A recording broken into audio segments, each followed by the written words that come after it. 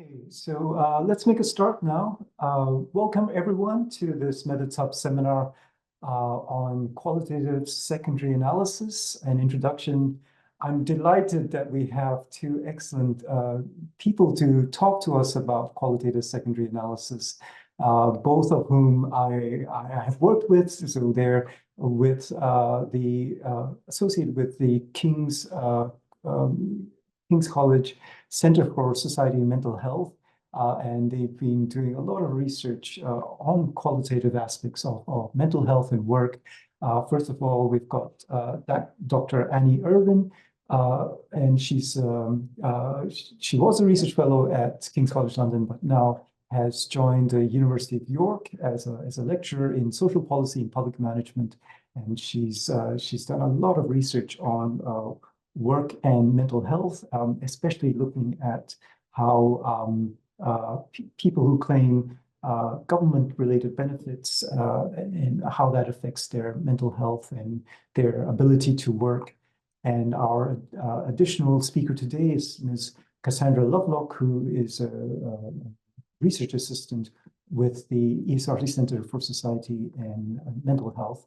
And so she's also done a lot of qualitative research on mental health in the UK welfare system. So thank you both Annie and Cassandra for joining us today to talk to myself and my other colleagues here about your research, but especially about qualitative secondary analysis. So whenever you're ready to start, please go ahead. And just before I begin, just to mention, Cassie has also had a slight change in role. We are now delighted to welcome her as Dr. Lovelock. She's now a postdoctoral research associate on the project that we're going to be talking about. So congratulations to Cassie as well. So yeah, thank you very much indeed for the invitation to come and talk about and reflect on the work that we're doing using the method of qualitative secondary analysis. I'm going to kick us off and talk for about 15 to 20 minutes about the method in general, and then Cassie's going to introduce the way we've been applying. Yes, so just to talk through what we'll do, I'll introduce the method, why you might use it and what you can do with it. I'll talk about some of the ethical and epistemological considerations that are raised in the literature around QSA, and then pass over to Cassie to talk in by far the more interesting part of the worked example of how we've been applying the method and some of the practicalities, the skills we've needed, the successes and the challenges of applying the method. And then at the end of the slides, which we're happy to share at the end, we've listed some resources and references that will help people that want to look into this further. So what is qualitative secondary analysis then? It's essentially, as described, it's reusing qualitative data from a previous research project for a new purpose. So as described by the UK Data Service, secondary analysis entails reusing data created from a previous research project for a new purpose, a new research question. You might also see it referred to as data reuse or data reworking. It's essentially talking about the same process. It's arguably less established than secondary analysis of quantitative data because, as you'll be aware, there are large quantitative data sets that are gathered almost for that purpose of allowing other researchers to draw on them to run different analyses, to verify or check or sort of contest what other people might do with those quantitative data sets. But qualitative secondary analysis is most definitely a growing field, and Bishop and Koulalumi have said, it's sufficiently accepted that it must now be regarded as mainstream. One of the interesting things to note is that secondary analysis may involve the primary team. So when we say primary team, we mean those researchers that were involved in designing and carrying out the original study. So they might be involved in secondary analysis. It may involve secondary researchers, so researchers who weren't involved in that original study but are able to gain access to the data set to carry out a new project, and that's the situation that Cassie and I are in. Or it may involve collaborations of both. And two literature reviews of secondary analysis projects have reached the same conclusion that the majority to date have at least some involvement from the primary research team. The more recent review cited there, Ruggiano and Perry, found that 84% of studies that describe themselves as a secondary analysis actually do involve some of the primary team. So it's a bit of a fuzzy concept, really, and there is an ongoing question that's discussed in the literature of when does primary analysis become secondary analysis? If it's, when does carrying on investigating your original projects become a new project or a secondary project? So that's an open question. Why would you use the method of QSA? The kind of primary reason I think that you'll come across most often is it's to maximise what can be learned from existing research data sets. So we know that qualitative projects generate huge amounts of really rich data, very nuanced, lots of topics come up, sometimes topics come up you weren't expecting. Participants might go off on what feels like a tangent for the primary researcher, but maybe of interest to somebody else. So there's an argument that the primary project rarely exhausts the data set. There's always more we can learn. There are always bits of the data that are left untapped. And there's a kind of an argument supported by research funders, particularly if we're doing publicly funded research, that we should be really making the most of these data sets and not doing them as a one-off and then discarding them. Sort of linked to that, there's almost a kind of an ethical argument for not collecting new data when we have usable, relevant data sets.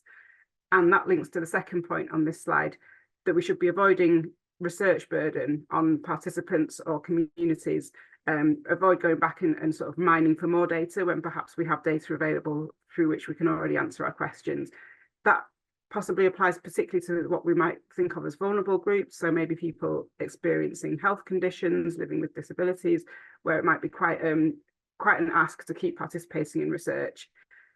Maybe the issue is sensitive, that they don't want to sort of have, it can feel quite extractive. There are some sort of communities who get fed up with researchers going back and asking. So we should really be making the most of what we already have before asking more of research participants' time and sort of sharing of their lived experience. There's an argument being made that secondary analysis is useful for informing policy. So, for example, if policy answers are needed very quickly, where it's just not feasible to do a new study, we can look at what information we could quickly gain from existing research, almost like a sort of literature review style, but going back to the raw data to see if we can find answers in a sort of prompt fashion when there's a policy question that needs a quick response. Another reason we might use QSA is to make a sort of comparison, so maybe a sort of historical or temporal comparison. So thinking more about sort of more sociological research rather than the applied policy, we might want to go back to an existing or archived data set to look at social and cultural change over time. And then finally, there is an argument for the cost and time savings that can be gained from doing a secondary analysis rather than a new primary study. I think it's fair to say yes, in terms of the data collection and the cost of doing fieldwork. Yes, there's a saving made there. That can't be denied. It takes an awful long time to build and recruit and carry out primary qualitative research. But I think it would be a mistake to think that means it's a quick method. And Cassie will talk more about this. We mustn't underestimate the investment of time that it takes to do the analysis, albeit we have a sort of head start with that data set. And I think the other thing to stress is that we still need a good justification for doing that research. So we can't just see this as a cheap and easy option to get our hands on some data, and then it's a bit of a free-for-all. So the project needs to be equally well thought through and designed. I think another reason, just in the broad question of why do QSA, it is, it's fair to say, becoming more feasible. It's being encouraged by research funders, again, going back to that thing of maximising the value from data that's already been funded. And this comes hand in hand with the open data movement, where we're all being encouraged to be more transparent, make our data accessible for interrogation, for analysis. So doing a QSA these days is easier. The data is more readily available and accessible than it might have been in the past. And that's been helped again by advances in digitisation, data archives that are now sort of in digital form, much more easy to interrogate, to sort of mine the data, to search the data. And also because projects are increasingly being done with archiving in mind, you'll find that the structure of that data is much more accessible, as opposed to in the past, it might be going down to a basement of a library or a university department and rifling through papers and notebooks in the past. What can you do with secondary analysis then? This is sort of the other side of the coin from the why would you? Primarily, it's in short, it's to ask a new question of existing data. And this quote from Irvine and Winston sums it up really nicely. QSA research may involve prioritising a concept or issue that was present in the original data, but was not the analytic focus at that time. And that's almost precisely what Cassie and I have done in our project, which she'll explain shortly. A data set where there are themes running through that weren't the original or the headline reason for that project. It wasn't their main topic, but it's present in the data and it's there available for maybe another researcher or that team to go back to and look at it from an angle that they hadn't originally anticipated. You could also approach it with a comparative lens. So to look from either historical perspective or different geographical areas or different cultural perspectives, to look at somebody else's data set, maybe in contrast to one that you already have, or to build on with new data. So you can also explore change over time in that respect. So maybe if you have an archive from a community in the 30s, 40s, 50s, and you want to go back to the members of that community now and contrast what's changed in, within the topic area that you're interested in. And I think from that it should be becoming clear that you can also use QSA for substantive questions, so that the topic of interest, but also methodological insights. So how were previous studies done? What can we learn about the concepts that we used and how we might apply that if we're designing new research? So a QSA can be used as a kind of foundational piece of work to shape the design of a future study, to gain some insights, to identify concepts, to see if an idea that you've got plays out or is present in the data, if it shows promising sort of seeds of interest that you could then follow up in a follow-on study. Tarrant, who's written a really nice paper on QSA, talks about how it could enhance the development of a conceptual framework for a new empirical study. So moving on to what kinds of data are available.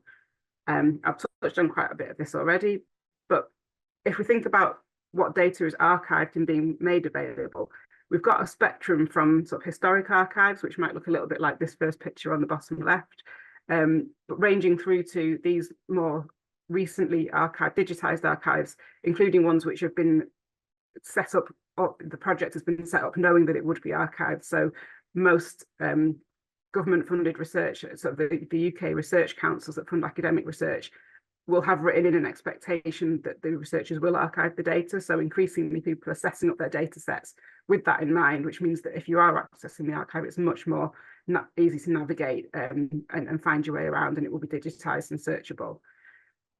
We've also got what we might think of as living archives, and particularly I think in the UK, helped by the Timescapes project, which is where we've accessed our data.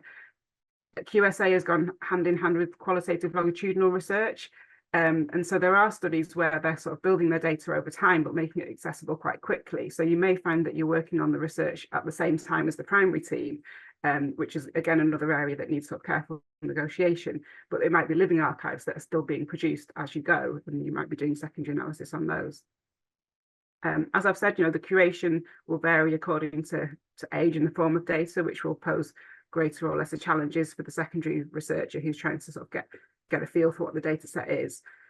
And the scope and potential of a given data set will also vary, and that's important to bear in mind. The data does need to be fit for purpose in the general sense. So it's really important to do a bit of feasibility scoping to really get a sense of what a given data set is like. And it might be, unfortunately, that the data doesn't have the potential for what you'd like to do, and it's important to sort of just almost kind of cut your cloth and decide, can I do something with this? Is there enough? Do I need to slightly reshape what I'm doing? So there's a bit of flexibility needed in finding a good fit with your interests and the available data. I won't repeat the third point. I've said that about the sort of accessibility. But in terms of like the nature of the data, then what might you find to work with? I think the majority will probably be transcribed data. So if we're thinking about qualitative research data, it's likely to be archived interview transcripts, so the written version of the interviews that might be individual or group. Some researchers will archive their field notes, maybe journals, that gives that extra contextual information. Other forms of qualitative data that could be archived, it could be essays, diaries, and maybe even visual data. That's not something I've got any expertise or experience in, but I'm assuming that visual data could equally be analysed on a secondary basis. And you might also have oral history, necessarily research in the sense we might predominantly think, but oral history archives done by sociologists or historians, and there you might have the recordings as well. I think that the British Library is building a big archive of oral histories, so it might be that you can work with audio data as well, and maybe even video data from some projects if there's been consent to archive video materials and sound recordings. And then there's also, importantly, what's sort of referred to as the metadata of an archive, which is really important for getting that context of the what and the how and the why of the original project. So what's in the archive, the overall size of the data set, who the participants were, what the demographic overview is of that data set, and also sort of research instruments and methodological documentation. So you know, in an ideal world, the researchers would have archived their proposal, the interview guides that they used, the sampling criteria, maybe the consent forms and information sheets, and all that gives you that wider context of the project to help to situate the data and help you sort of navigate around what it is that you're working with as a secondary analyst. Moving on through the process then, what kinds of analysis can you do as a qualitative secondary analyst? And interestingly, I found it quite difficult. This has been the part in our, you know, developing our project where I found this sort of least guidance. Nothing specifically saying what secondary analysis is in the qualitative sense. And I think that probably signifies that basically you can take any qualitative approach within reason as long as the data lends itself to that. So I think once you've got to the point of having the data set, the options are available to you in a similar way as they would with any qualitative study. So on our project, we've used a mixture of narrative and thematic analysis, but if you're working with interview transcripts that are sufficiently rich, or where sort of it's data generated in the appropriate way, you might use interpretive analysis or discourse analysis even, depending on how things have been transcribed and how much information you've got. So again, it's not a free-for-all, but I think the message seems to be that good qualitative analysis principles where the data is suited to that and you've thought through your epistemology and your methodology, it's quite an open field. I think one thing to note, though, is that just again to bear in mind as secondary analysts, we're less likely to have access to the original audio, so that might constrain. As we found on our project, you can't check or correct or clarify anything in the transcripts that seems to be a typo or has been redacted because of sensitivity. So you are slightly constrained in the fullness of what you can gain from those transcripts, and that might limit the types of analysis you can do.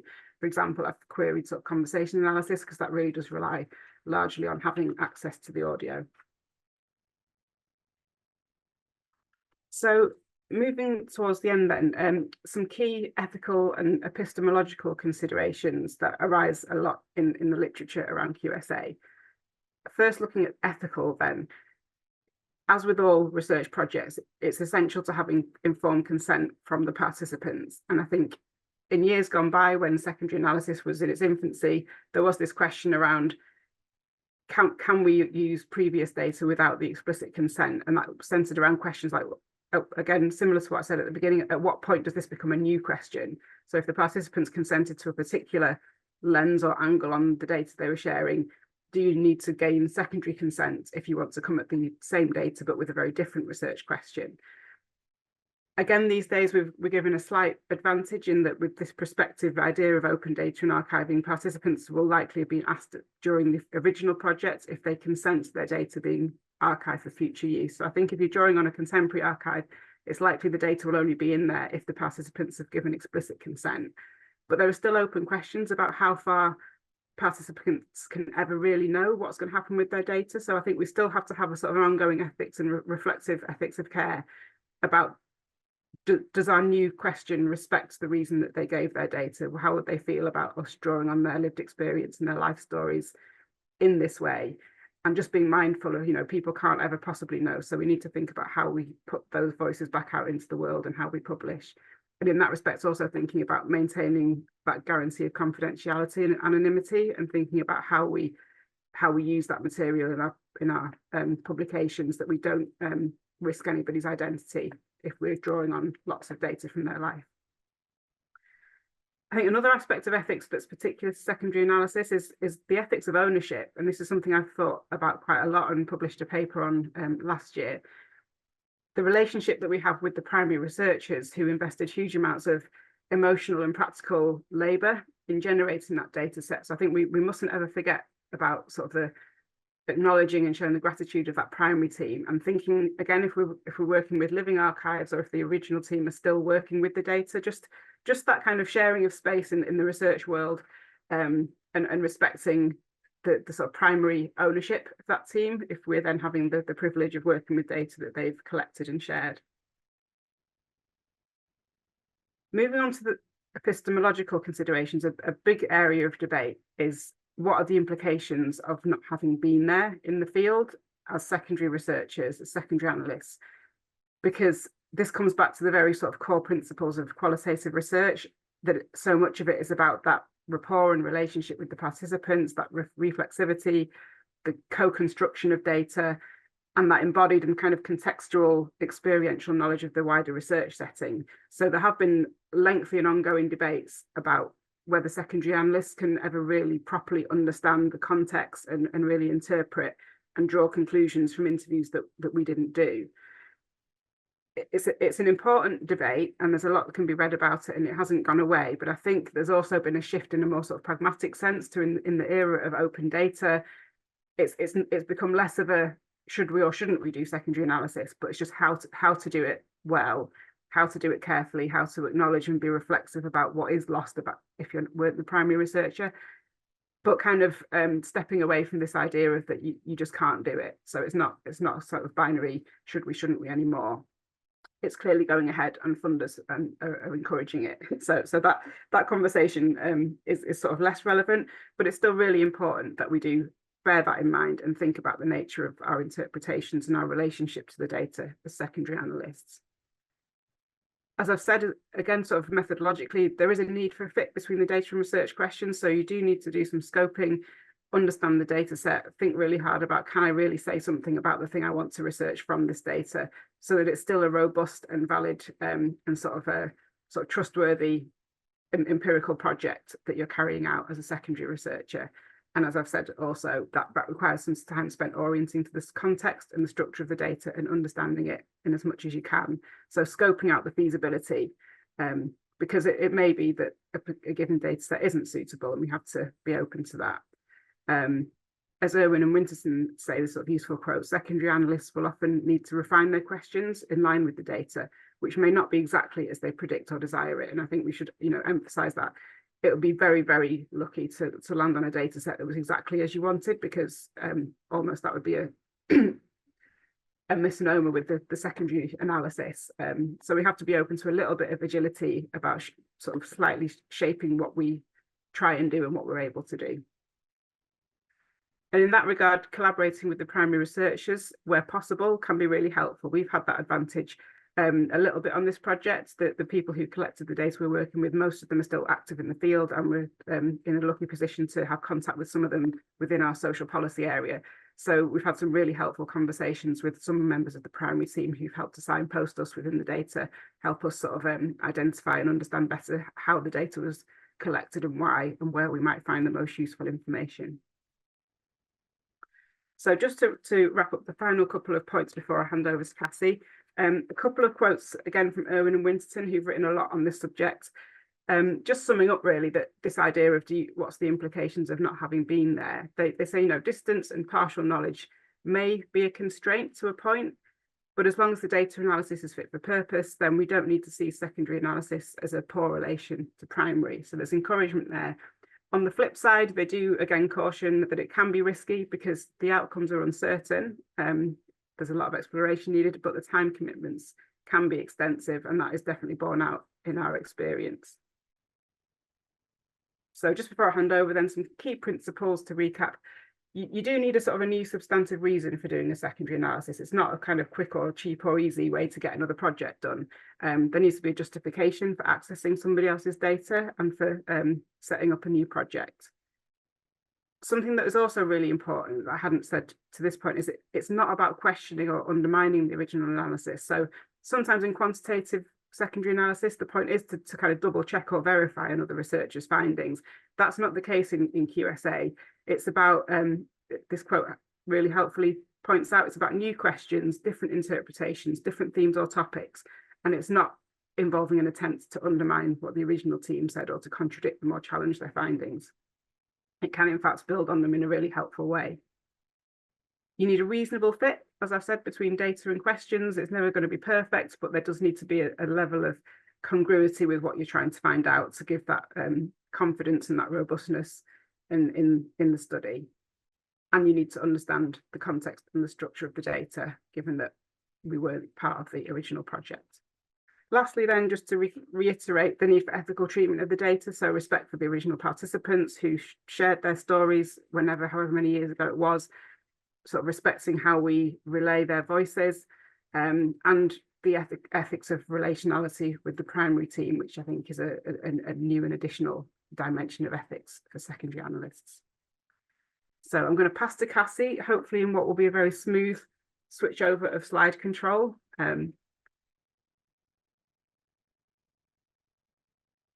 Cassie's going to introduce our project.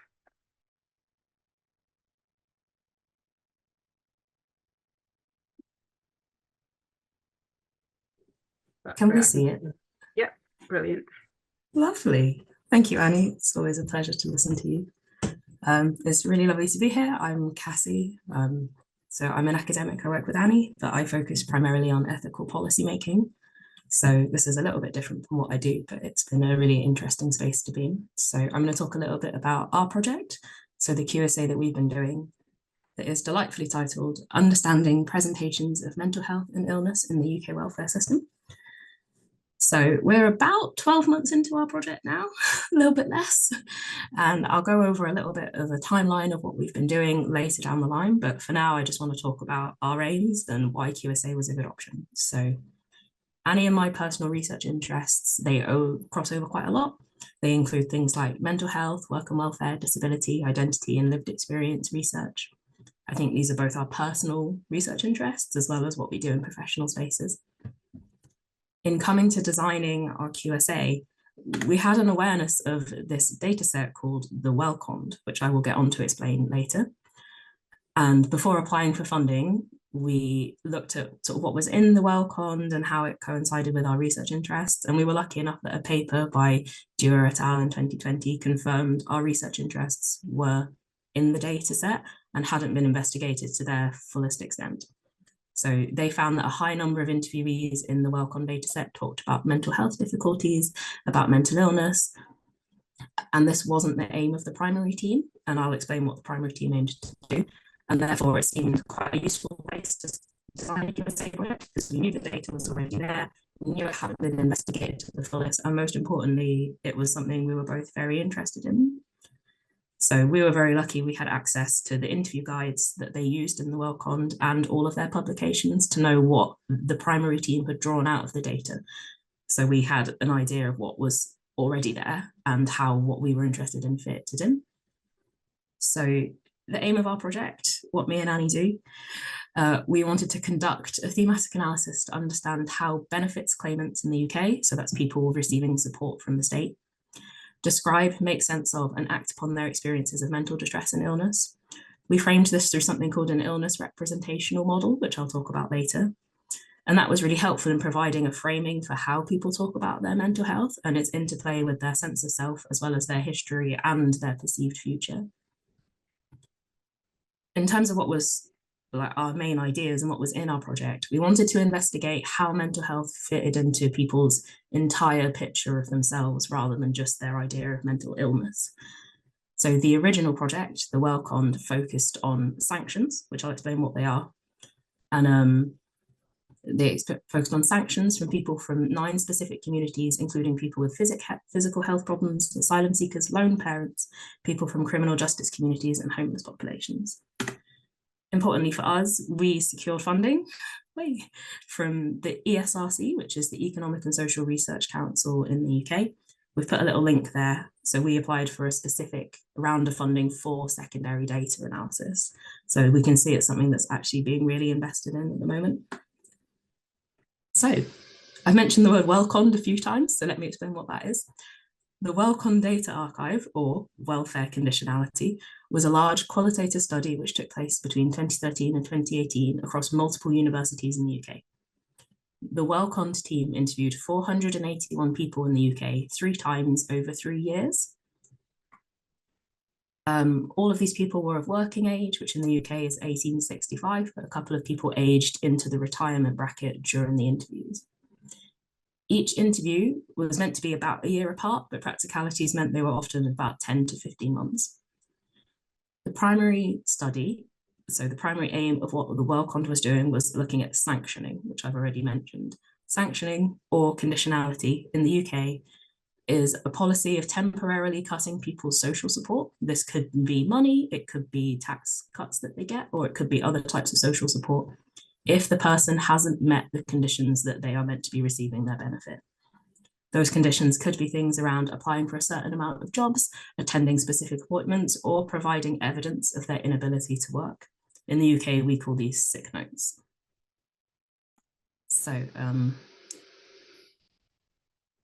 the data that Wellcome gathered, they did 1,082 interviews, I think, and 1,081 of those were transcribed and archived for access. So it's a really big qualitative data set. Normally they're not, we all know qualitative data sets aren't normally that big, and partly that was due to the longitudinal nature. So yeah, I've already mentioned what the primary study did. And importantly, so 200 people of the 481 they spoke to mentioned mental illness or mental distress in one of their interviews at least. And for the primary team, this wasn't an aim of what they were looking at, so it was never explicitly drawn out or examined or studied. For us, whose interests are in mental health, work, and welfare, it seemed an ideal research space for us to pose a question and something new and innovative, looking at this data that was already there. So for this reason, we sought out access to the Wellcome data. We were really lucky to get it, and then we sought out funding and we managed to get funded. So this is what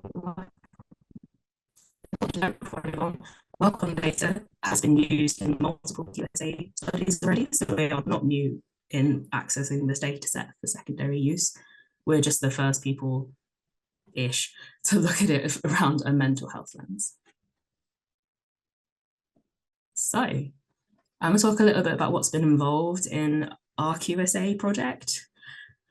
And out of the gate, I think one of our biggest challenges was around sampling. So our data set that we have access to is massive, and there's no way in the time we have, we could re-examine every single person. So for us, figuring out where to start with all of these interview transcripts was the first place.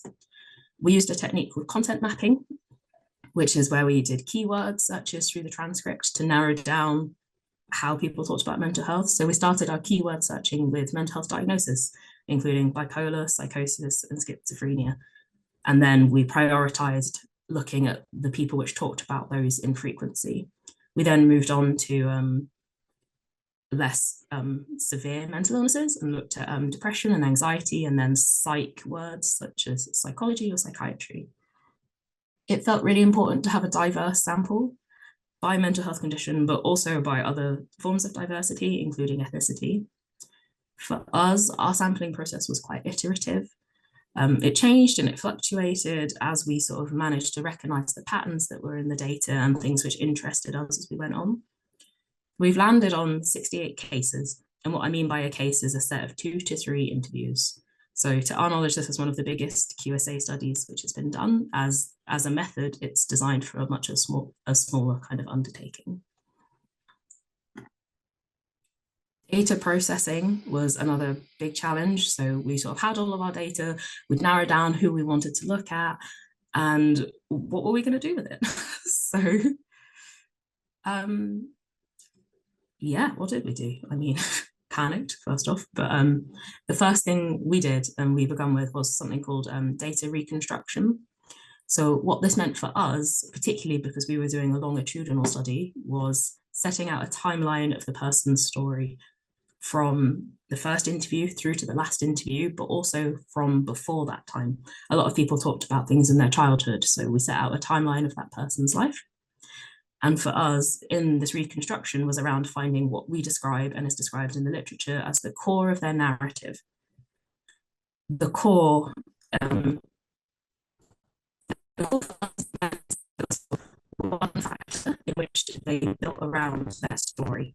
So for a lot of people in our data, this was experiences of being homeless or being a lone parent or losing a job and being unemployed. Importantly for our data, there were people whose core of their narrative was around being mentally ill, but it wasn't that many. A lot of people focused their story on a social factor in their life which was causing their mental distress, rather than their mental distress itself being the core of their narrative. So for us, we constructed a sort of descriptive sample looking at how things changed, what the cause of different narratives were as we went along. Onto analysis, which Annie has already mentioned a little bit about how you do it. So for, apologies. So for us, our analysis was quite multifaceted. At times it was a little bit confusing as we got further into the data, and what felt important to us versus what had already been written about was quite a big issue. So our study was primarily exploratory. Our analysis, therefore, was an iterative process that was constantly shifting and changing as we narrowed down what our novel contribution to the QSA field, but also the field of mental health work and welfare was going to be. This gradual honing down of core topics or core narratives, as I mentioned before, meant that we were it became easier to sift through what is described as QSA as the noise being interesting things people have said, but have already been written about in other forums. We used a combination of narrative and thematic analysis, as Annie has already mentioned. Our narrative analysis was focused very much on how each individual case framed their story. This is where the idea of what the core of their story was, how did that shift and change over the 3 years as other circumstances in their life changed. It was about how they told their story, how they narrated those changes, and how it reflected on them. So we did individual narrative analysis for all of our cases. At the same time, we did a thematic analysis, which was less about what each individual had said and more what are the themes across our whole data set. So this was, I don't know, this was things sort of around what was causing people's mental distress, what were the commonalities between people that were citing the same sort of causes. For example, homelessness. One of our overall findings is this idea that people in the UK will leave the criminal justice system, so they'll leave prison, and then have nowhere to live, so end up homeless, but unable to get a job because they're homeless. And that sort of cycle we saw in a lot of narratives that we looked at. So that's what an overall theme looked like for us.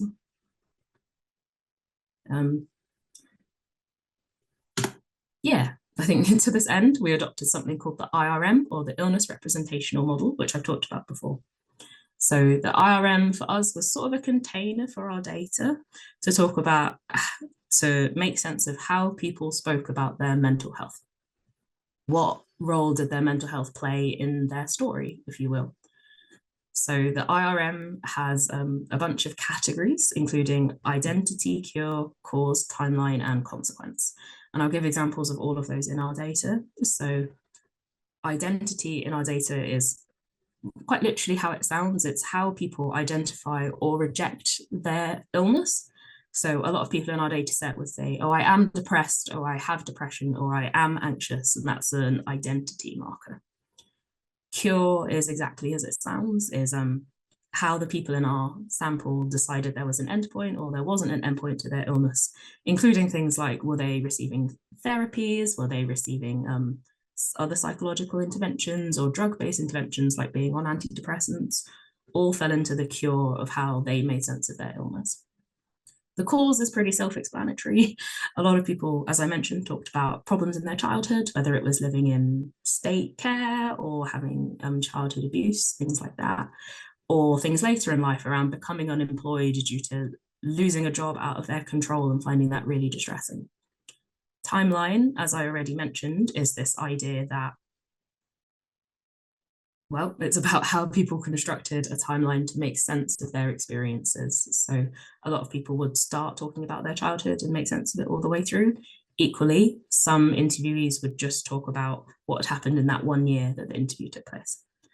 And then consequences is the last facet of the illness representational model. And that is exactly as it sounds, is about how people's illnesses are impacting their external world, whether it's their ability to work or their family or take part in education. Those are just some examples. So we used the IRM as a way to understand how people talked about their mental health within these sort of 5 facets. In the very literal question of how, it was just a lot of spreadsheets, really. Lots of spreadsheets and tables, which I think any qualitative researcher knows is quite a standard way of doing thematic or framework analysis. So I'm going to move on to talk a little bit about the practicalities of doing Annie and my QSA. So it will be a little bit similar to what Annie said earlier, but just a bit more applied. So I think the number one thing you need to do a QSA, obviously, is data. And Annie's already mentioned, you need data that is sufficiently rich enough and not been investigated in the way that you're planning. If data is too thin, you may not be able to pull very much from it. So as Annie said, it's really important to do preliminary scoping to figure out if going ahead with this project is worth it at all.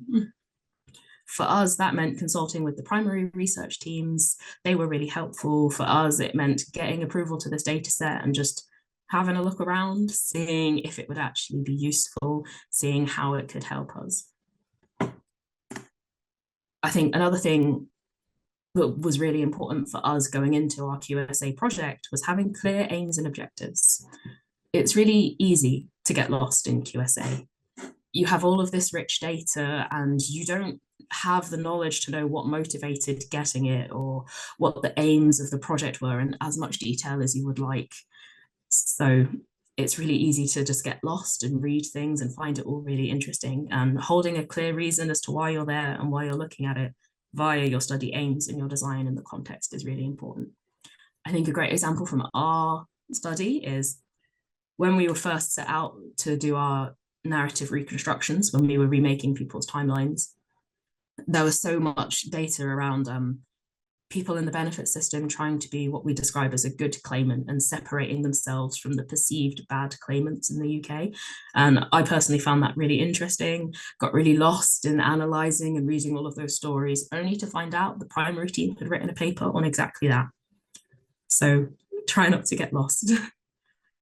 So essentially the point is QSA comes with the risks of replicating what the original authors have said, and it's really important to avoid. As Annie mentioned, time. The biggest practicality of doing QSA is having time. It takes a long time. In the first instance, you have to just explore. You have to look around the data, see what's there, and you can't do that with expectations or plans. Within that, you need to think about the scale of how big a QSA you want to do. There are people that have done entire PhD studies on QSAs that did 50 cases. There are people which have written books on 10 or 5 cases. It's a lot more challenging than it sounds, trying to draw boundaries around what you do with the data. I think the point here is just because the data is ready-made doesn't mean it's instantly easy to understand. It takes a lot of time. I would argue personally, it can be a lot harder to understand as the data is the only way you have to get to know your interviewees. Also, on the time instance, analysis takes a long time because you don't have that memory of each interview. For me as a qualitative interviewer, when I go back to doing transcripts and doing analysis, you read the transcript and it brings back that conversation and how you felt about it and important moments, and you don't have that doing QSA. So it takes a long time to really get into the transcript and into the data to know what it's saying and what's really significant to that person.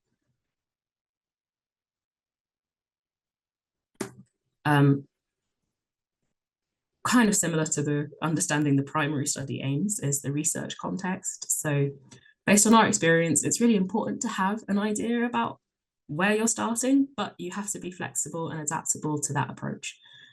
As Annie has already sort of mentioned, because by the nature of QSA, you're looking at other people's data, it's not been designed and gathered with your questions in mind. So at some point you have to breathe in and breathe out and be flexible to what you planned. I know when we set out to do this project, we set out to do something slightly different from what we've ended up doing around illness representations. But it's been a really interesting learning curve for both of us to adapt how we're doing it. So I think the most important point there to make is that QSA isn't for perfectionists. It's not going to go your way, and that is an inherently good thing, but can be quite stressful. Lastly, I think the practicality you need is a decent sampling strategy. If you're not using the whole data set, like we certainly aren't, you need a sampling strategy to know who in the data set is most worth your time. This could be variables around demographics or location or timeline. It could be keywords like what we used, or it could be a theoretically driven sample. So I'm going to talk a little bit about skills and then we'll start wrapping up. So skills you need in doing a QSA primarily is a really solid grounding in qualitative analytical approaches. And you have to judge if you know those well enough or not. The reason I say this is doing a QSA is relatively new in a way of doing qualitative research. We've been doing interviews and focus groups for as long as time. We live in an interview culture, but the QSA doesn't have that foundational and theoretical basis that other qualitative research has. For this reason, needing a foundational understanding of qualitative research methods and epistemologies and ontology is really important, because that is how you're going to be guided in how you do this. There is no guidance in the field. There is a little bit, but there's not very much guidance within the field on how to do a QSA specifically. The next skill you really need is personal protections. If you're doing a project like me and Annie, which is inherently quite distressing, being able to sit with uncomfortable and difficult things that are in the data and not being able to connect them to a person can be really difficult. Our data is about people's experiences on benefits and in welfare. So these people are already extremely vulnerable. And in our transcripts, we're reading about people who have experienced domestic abuse and living in insecure housing or homelessness, or having mental breakdowns and experiencing violence, and their children getting unwell. And it can be really difficult to sit there and read all of this and not be able to make eye contact with that person, to empathize with that person, because all you have is that piece of paper. And that can be really hard. Similar but slightly different to that is boundaries. I would say we certainly failed at this at the beginning, but setting boundaries around, yes, your time frame, but also what interesting things and narratives you want to follow versus are not worth following are really important. You might reach saturation, and that is fine, but it's really difficult to say that you have when you have so much excess data waiting for you. So there's a degree of self-management which has to come in with doing a QSA, because otherwise you'll just be doing it forever. Oh no, what have I done? Oh, there we go. As I already mentioned, there will be gaps, and QSA isn't for perfectionists. And I know I find that quite hard, and I know Annie does too. But I'm going to talk quickly about successes and challenges that we've had, and then we'll wrap up. So most of our challenges have been methodological. As I already mentioned, there's not that much guidance on how to do QSA, so you're feeling it out as you go. For us, this is things like missing data that Annie talked about in terms of redactions in transcripts, questions not being probed as much as we would have done if it was us, particularly around mental health conditions, particularly around diagnoses, often medications as well were redacted in our data. So we were doing a lot of guesswork. As mentioned multiple times, the volume of data and the risks of getting lost were absolutely a problem we stumbled in a lot. And then having the confidence to stop and go, you know what, we've done enough. The noise, as I mentioned previously, is filtering down what is new and what hasn't been written about already. So for us, that was this mental health lens and how people talked about their mental health rather than their experiences of being homeless or their experiences of immigration, for example. And yeah, apologies for that. I think other challenges we faced was this sort of ethical considerations that Annie's mentioned. I really personally felt a lot about, is it okay to be retelling people's stories, or are we taking away from the intended meanings that they were saying when they were originally interviewed? And then the ethical considerations around knowing really intense and difficult details of people's lives. Having never met them is inherently a little bit uncomfortable, and something I certainly had to learn to sit with. With that, as well as this unexpected feelings sort of lens. So getting overly invested in a specific case because it relates to you, or someone in your life is having a similar situation. Yeah, and then I think the interpersonal skills and surprises and unexpected feelings is exactly what I'm talking about there, around feeling your emotions and having to sit with them. And I think a benefit of me and Annie doing our project together was that we had a place to take exactly that. And where a case was too difficult for me to do, because it was something I related to, I was able to hand it on to Annie and vice versa. And I think a real privilege of doing this project together has been that co-learning. So important to mention, QSA can provide a space and evidence for further empirical studies. And for us, that's certainly been one of the successes, as we have a lot of work to take forward. So we've reached the end. Here's some data sources that we've looked at that are available in the UK. Importantly, you'll need to register for them, but then you can have a look around. Some data sets do need additional permission, so you have to write to a certain person who can give you permission to enter, but some of them are just open. Two things, yeah, lovely. And then we've put some slides in our recommended reading up here, which is certainly where I started when delving into QSA, and it's been really helpful. And we'll be sending these slides around if they would be wanted, so you'll have access to all of those. I think I'm done. Just going to end my slideshow. But thank you, everyone. Thank you so much, Cassie and Annie. That was really, really interesting. Really wonderful to hear both about the method as well as how you've applied it, and the successes and also the annoyances of having to do it. We have time for lots of questions, so I'm hoping people will jump in. So anybody, please feel free to either, send a message on the chat or just unmute yourself and ask away. Don't feel shy. Our colleagues are very, very happy to answer any questions that you have.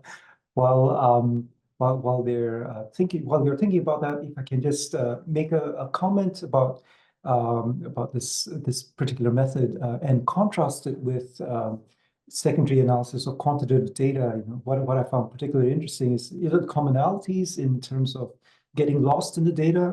That really resonated with me, because of course with quantitative secondary analysis, it's very easy to get lost in looking at lots of relationships between different variables in a data set. And I think there's that tendency perhaps in with the textual transcript data. But what I didn't quite appreciate was the time needed to do secondary analysis of qualitative data. You have to be the expert both in the research of the primary data collectors, but also the vast amounts of data that's been collected. Whereas for quantitative secondary data, it's relatively quick and dirty. I think it's much easier to run an analysis once you've downloaded the data set. So yeah, I hadn't quite appreciated that difference in timescales to process and analyze secondary qualitative data. Yeah, that's if I can sort of reflect on that a bit more. Yeah, I think it can be a bit of a misconception from anybody that's sort of new to qualitative research, just how long it does take. It really isn't. It isn't quick, and there's a lot of it is a very interactive process. Process of reflection and cogitation on the data. Some projects, some qualitative research is more kind of content based and is a bit quicker, but this real narrative stuff takes a lot of thought and a lot of time away from the data as well. There's been moments where we get so stuck that the thing to do is to step away for a little while and let it simmer and then come back to it. And we definitely found out over the course of the last year that we've been working on the data, it did get easier as we had that sort of funneling down to what we were really definitely our core questions and our core interests. You could then start to read new cases with that filter already applied. So we sort of started to get a little bit more confident in what was off topic and what we didn't need to add into our summaries, because we knew we weren't going to be talking about X in the final analysis. But yeah, I think also the way that we've done it, because we were interested in the language of mental health, our sampling approach was to try and look for the transcripts in the cases where there was the most we could draw from that. So that also made it quite a big task to really there was a lot of work to do to figure out where to look and what we wanted to draw out. Whereas a different approach, for example, the PhD that Cassie spoke about is a fantastic PhD by someone called Thomas Rochaud in Glasgow. He knew he wanted to look at all of the young people in the Wellcome data set. So his sample was defined by a category. and it was like not much smaller than ours. It was, I think, 51 young people. But he kind of knew that was the container for the project, and although it was equally an equal amount of really rich and long in-depth analysis, that it took away that stage of trying to figure out what we were looking for and what we were looking at. So there's different ways into it. And as Cassie said, I think the longitudinal nature of the Wellcome study adds another whole dimension to the volume of data, as opposed to had it been just sort of one-off snapshot interviews with people. Yeah, thank you. People online, please don't feel shy. Do ask ahead, or if you're feeling shy, do type away in the chat. So while you're thinking of a question, I'm just checking to see if anybody's unmuted or raised their hand. While you're thinking of a question, perhaps I can ask this question about how difficult it is to reanalyze somebody else's data without that context of being there, and you've got redacted data, you've got data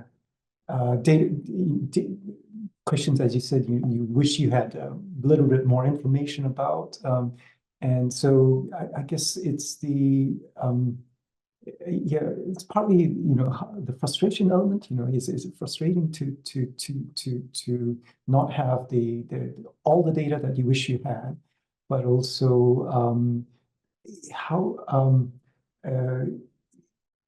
I'm just wondering about, apologies, I'm not formulating my question very well, but it's about if the data subjects have not been characterized very well. So if you don't know their ages, for example, or some demographic features that you wish you knew. So if those sort of basic data are missing, would that be extremely frustrating?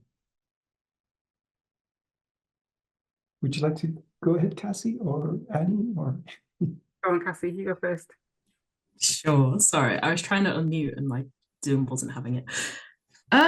Yeah, it can be very annoying. I think when you're trying to sort of reconstruct a timeline of someone's life, particularly if we had quite a few cases where people's ages were recorded incorrectly. And we have people that are recorded down as being sort of 20 or 21 or 22 and talking about 10 years of work history.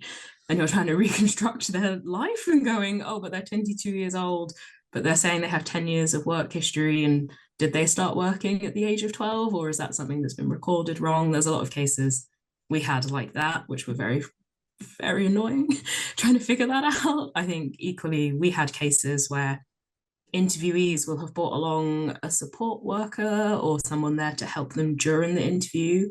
And the company which did the transcriptions often got that wrong. So you're trying to figure out which person that is being interviewed is the person whose story it is versus the supporter, and how that's been transcribed wrong. So you're trying to tease that out correctly as well. And that takes quite a bit. And then with redactions and redacting, for us, diagnosis and those sorts of things was quite complex, because there's a percentage of it isn't ethically or morally correct to guess what's going on in people's lives, but also we need to figure out exactly what that is. So there's a percentage of kind of trying to Google what symptoms are and what medications might treat them, and where people are telling stories about co-occurring physical health conditions as well, trying to figure out what medication is used to treat what and how that's affecting that impact, or how that impacts their life or their ability to work. So the redacted data particularly was a lot of Googling and a lot of maths and a lot of trying to figure out what these people's experiences are and how their health played into them, when you don't know what their diagnosis is or what they're taking or who they've been diagnosed by, or even what city they live in, to know what sort of treatments are available in that area, because healthcare in the UK is funded locally. So a lot of places we didn't know where they lived.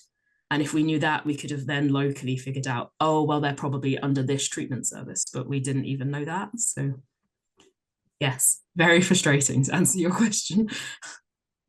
Yeah, I think I share some of Cassie's feelings, but I think one of the benefits is our differing perspectives and our different background knowledges that we brought to this, and I think that has helped us. That's given us I think we each bring some context, although we weren't part of the original project. I think one thing to say is, despite all those very true things Cassie said, the Wellcome archive is particularly well curated, I'd say. There's a lot of metadata. We were given that they have archived a sort of sample overview, and there are the odd glitch in it, as there always will be in a sample of 1,000 transcripts. And also our correspondence with the primary team, we were able to get some additional data, sort of with the agreement of confidentiality, but some slightly more nuanced breakdown of the sample that isn't in the main archive. They were willing to share that with us, which was great.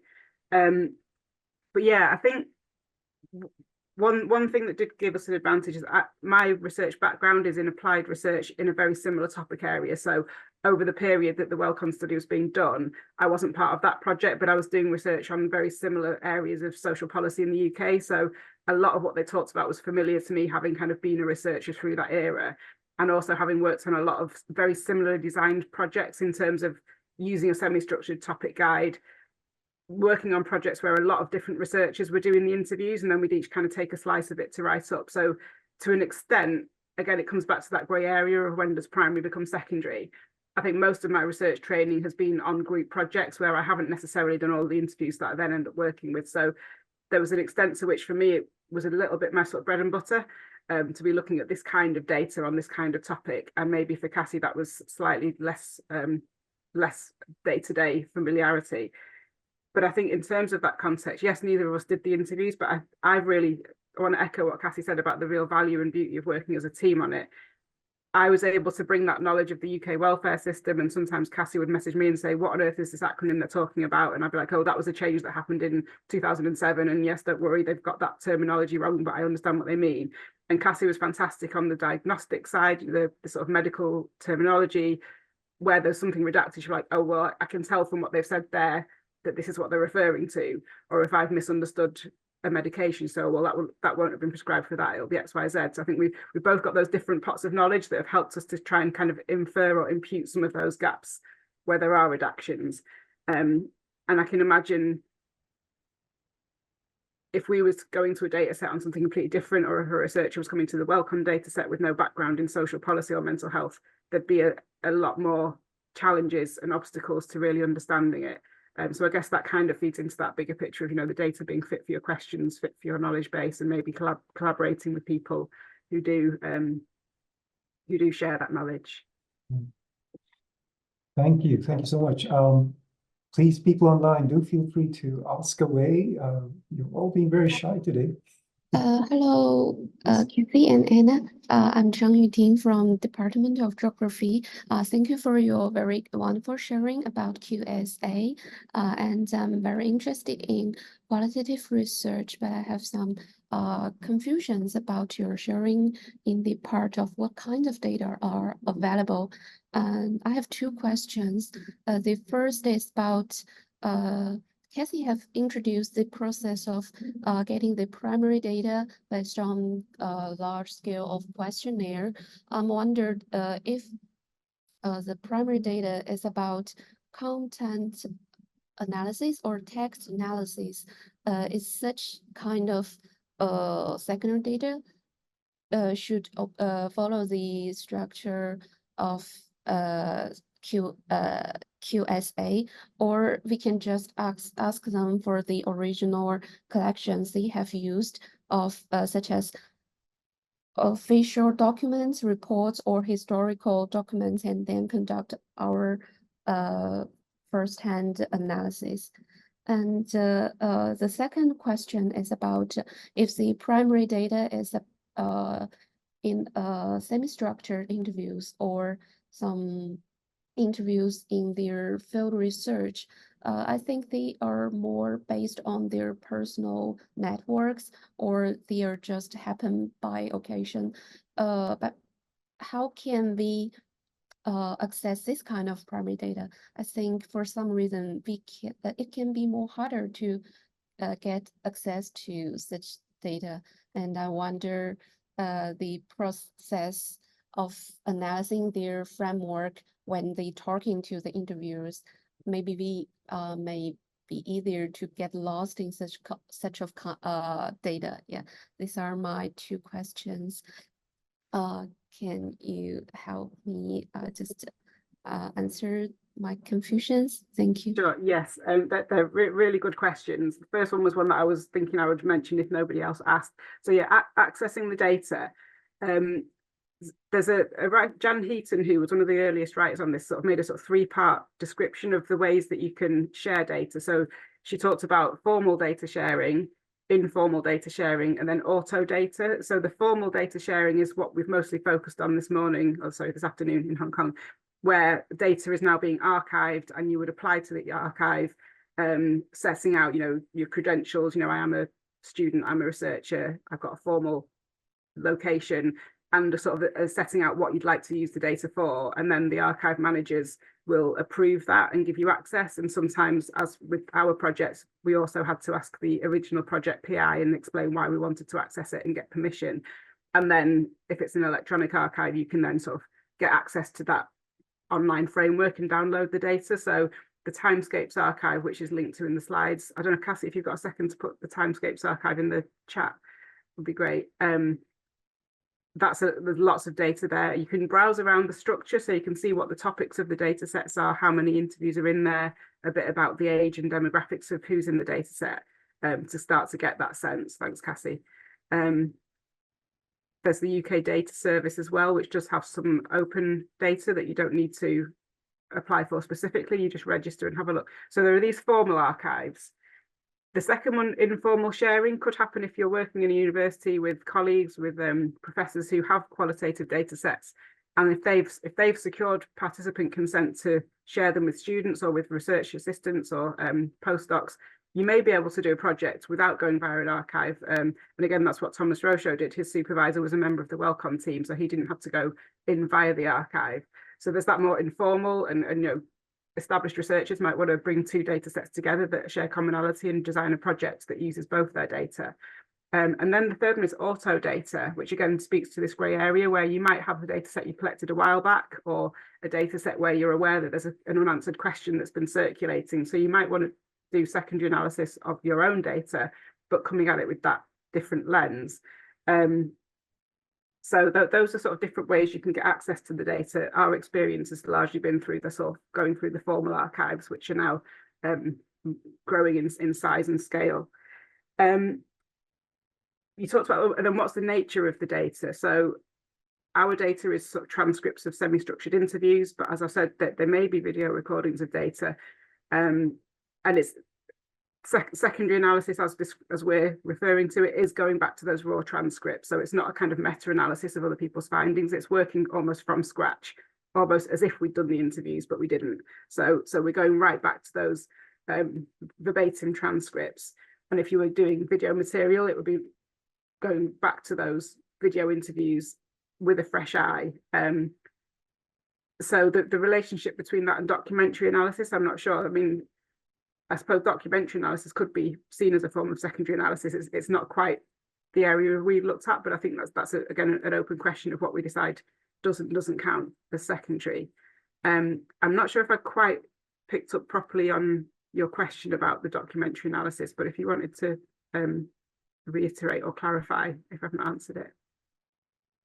Yes, you have answered most of my confusions. I add a question, like if I can get connection to the primary researchers, such as they are colleagues and professors in our university, if they have done some researchers, but I have some questions in understanding their data sets, can I ask them the process of why they structure this kind of interview and communication, that I can better understand the data sets? Will this process influence the outcome of my research project? Is it allowed?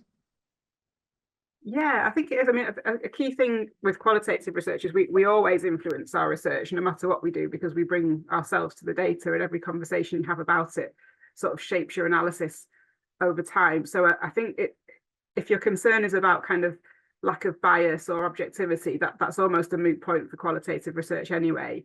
So if you're speaking to the researcher about getting a better orientation to the data. I think most secondary analysts would say that's a good idea. The more you can understand about the original project, the better you can then situate your own and understand the data that you're working with. I think it's what we've grappled with is keeping our analysis distinct. So in some sense, understanding the data is really important.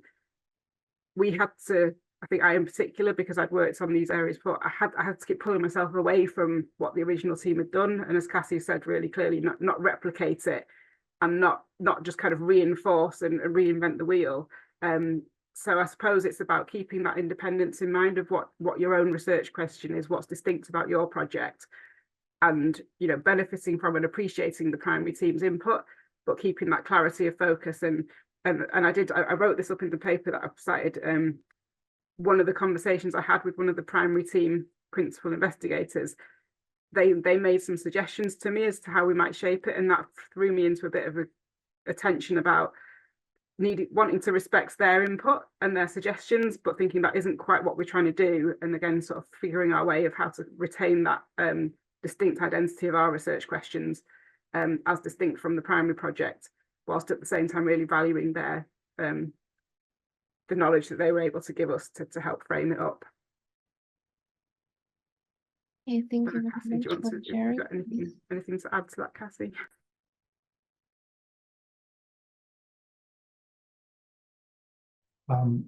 Any more questions from colleagues? Please feel free to jump in. While you're thinking, I'm wondering if, Annie, Cassie, you would be able to encourage our primary qualitative data collectors to share their data to reassure them that that it's not that it's a great idea in the first place. I think one of the reasons I've heard about for some qualitative researchers not wanting to share is they say, oh, they have to protect the identities, and there's very sensitive and personal data that can be disclosed, and we don't want to disclose the identity. So it's the disclosure risks that sort of prevents them from sharing. But I'm wondering if you have some arguments that say that can reassure the primary data collectors, such as those who may be online, that sharing is a good thing.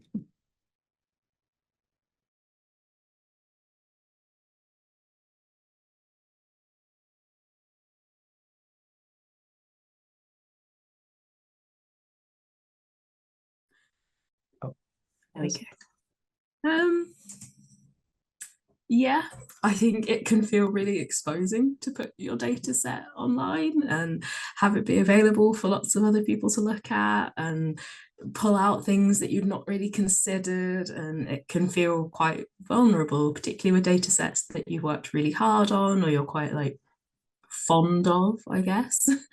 But on the flip side, I think it's really great. The work I do outside of this project with Annie, I work primarily with people living with severe mental illness, and they're all inherently very vulnerable by their diagnosis, but also by how we position them in our culture in the UK. And secondary data is amazing because it means I don't perpetually have to go back to all of those people and ask them time and time and time again to share with me the same things they've shared with 8 researchers before me. And when you are a very vulnerable person, or you're sharing something really intense and really difficult about yourself, or something really scary, then being asked to repeat that on cycle for, in reality, not very much gain as a participant, it can be really horrible.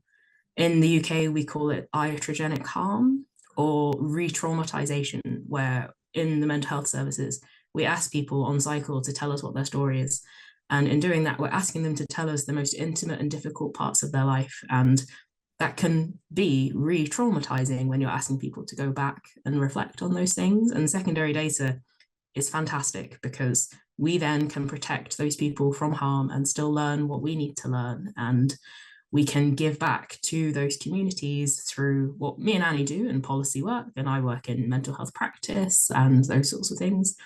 We can change and push change and quality transformation through learning from their stories without risking harm to those people. So I appreciate it can feel really exposing to share your data, but in doing so, you can be really helping and really protecting people that really need to be heard, but aren't being accurately compensated for being heard, or effectively compensated, or being given a microphone in the way that they should be. What I mean by that is QSA is a great way to platform voices multiple times on cycle without just hearing them once. You can hear that person's story so many times. So I would say go for it. Yeah, I'd echo the tension that you can, I feel a tension between how I would feel about sharing some of my data sets versus knowing that I'm really benefiting from this one, both in the sort of methodological sense and in, you know, getting a grant in our name as well. You know, we really are profiting from other people's hard work. One of my other projects at the moment, the sort of primary data collection, is biographical narratives, and I've really got reservations about archiving it, because to properly de-identify it would mean stripping it of virtually all the content, because they are so unique and individual. It's longitudinal again. There's been an element of snowball sampling, so even in terms of retaining confidentiality between the participant group, if it was out there in the world, people would be learning things about their close friends and family that they might not know if they join the dots. So I've got some real hesitation around archiving rich biographical stuff. But I think there's a bigger question about what participants understand by archiving. And I did touch on this, that what fascinates me, it astounds me, is that all but possibly one participant of those 481 that were interviewed on Wellcond, they all gave consent for archiving, which makes me wonder what they understood about that tick box on the form, because surely there would have been a handful of people who thought it through and thought no. So are people just mechanically ticking everything on? And we know this, you know, people generally around ethics, they want to know, are you legitimate? Are you who you say you are? And do you care about their story? And that's the two criteria people decide whether they'll be in a project or not. So, and then I think, you know, all the thing about GDPR, the tick, tick, tick on the consent form.